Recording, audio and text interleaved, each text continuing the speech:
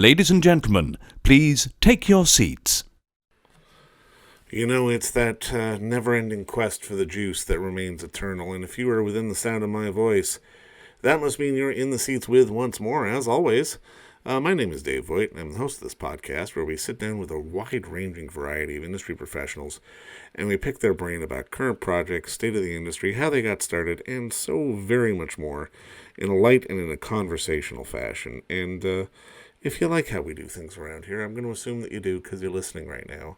You can subscribe to the podcast, give us one of those 5-star ratings, and hit subscribe. You can find us over at Apple, Spotify, Amazon, Google, basically wherever you get your podcasts. And plus, we archive every single one of our episodes over at our In the Seats YouTube channel. So if you can give us a like and subscribe there as well, we'd really appreciate it. Also, we're on the social media. You can find us over at Facebook, over at Twitter, and over at Instagram, at either at In the Seats or at It's Podcast One for all sorts of fun updates. And finally, I say this a lot, but it's true. It's the most important. Please pay us a visit over at In the Seats, intheseats.ca, for all the latest and greatest from the world of film, television, basically the moving image at large. Because if we love to write about it and talk about it, we love it when you come by and listen about it and read about it. So please pay us a visit. On this episode, boy, you know, some things never get old. We had the unique pleasure of talking with one Ernest Dickerson, who is a prolific director out in Hollywood. But if you didn't know, he made the film Juice, which is just, it's really one of those epic films. It's with Omar Epps and Tupac Shakur, and it's just the tale of these 4 young kids looking for that juice, looking for that power, looking for that way to get ahead. And it's celebrating its 30th anniversary this year, and it did so with a brand new 4K disc from our friends over at Paramount Home Entertainment.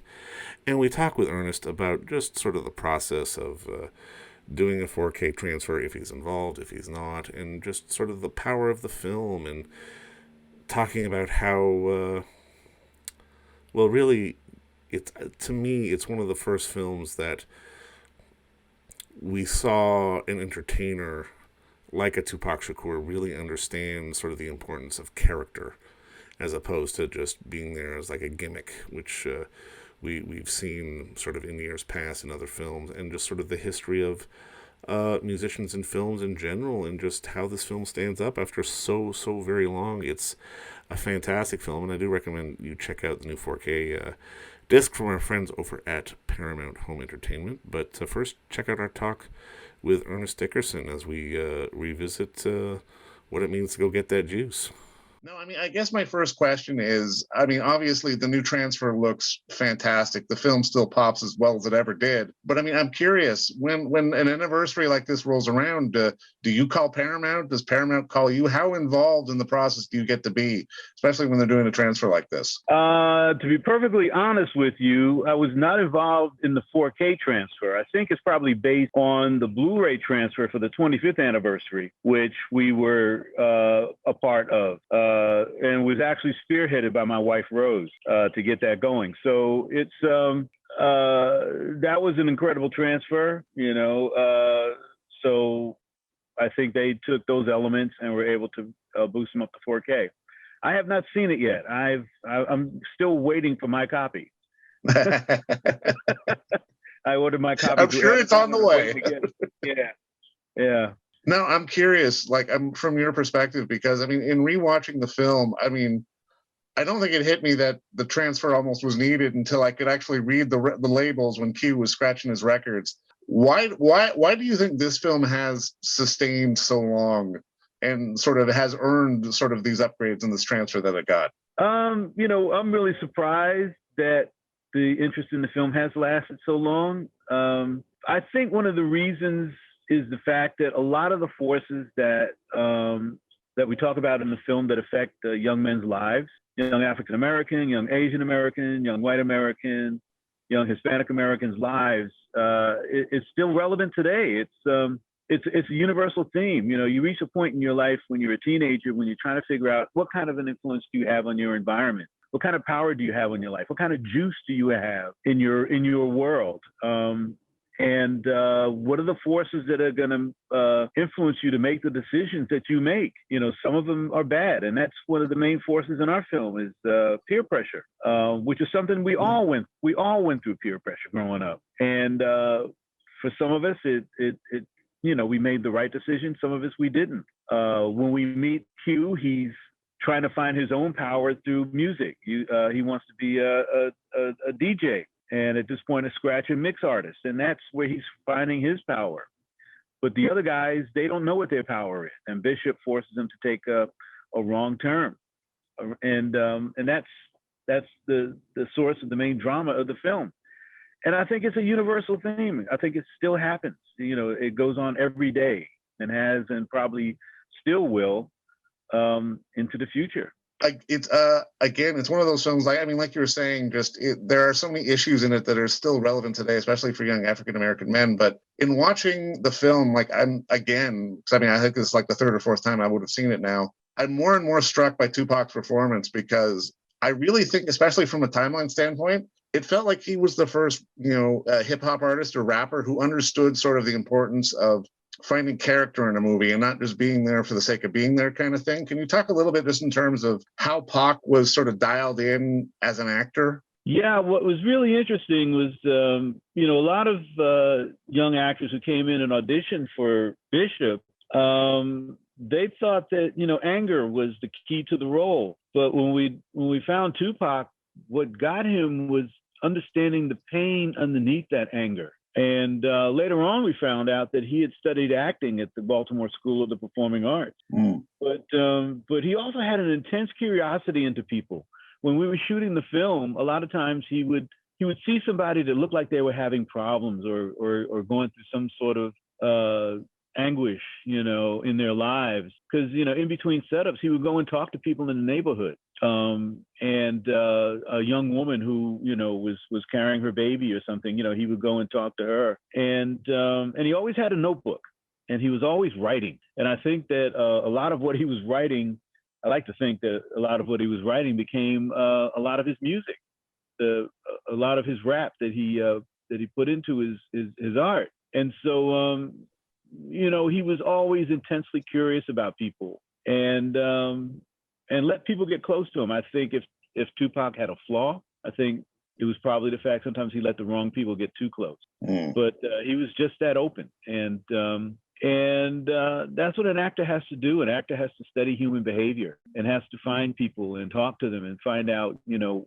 what they're going through and how to incorporate that into the art that they're trying to create. And that's what he did. For sure. No, I'm curious how from your perspective, just because, I mean, obviously this is very much a New York film and there's a lot of New York actors in it. And we see people like Sam Jackson before he was obviously Sam Jackson in a film like this, and so many other people, and somebody like Latifah, who's obviously sort of paved their own way, not just in music, but in the film industry as well. How does it feel for you to see a lot of these people that you had in your movie all the way back then, like still sort of not just working, but thriving really? It makes me feel good. You know, Omar, when I found Omar, he was 17 years old, 16 going on 17, and trying to decide if he was going to have a musical career because he belonged to a little musical group, and he was thinking about acting. And I like to think that working in Juice had, you know, changed his mind. Khalil has gone on to do good stuff, and Queen Latifah I had just met because I did Juice right after I'd photographed Jungle Fever. And she had her first role as the waitress in the restaurant where she goes after Wesley Snipes and Annabella Sciorra in Sylvia's restaurant in Harlem.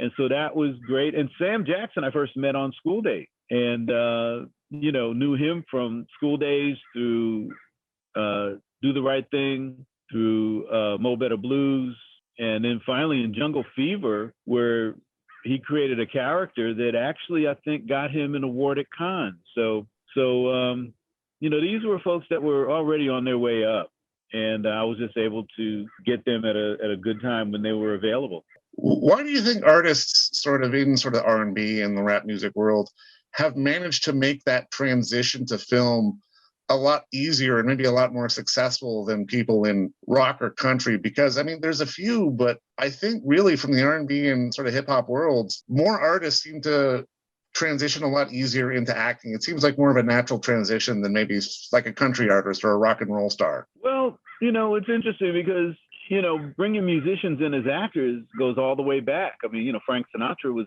a musician and he started acting. A lot of Hollywood stars who started out as singers or dancers went to Hollywood. So it's just continuing a tradition. Elvis Presley, was, started out, on the Ed Sullivan Show, and he wound up making a whole bunch of. So, you got people like, David Bowie, who went to make movies. It's they're performers, and they are just interesting to look at. And if they're able to really create a character, an indelible character, that makes them more and more useful and more in demand as an actor.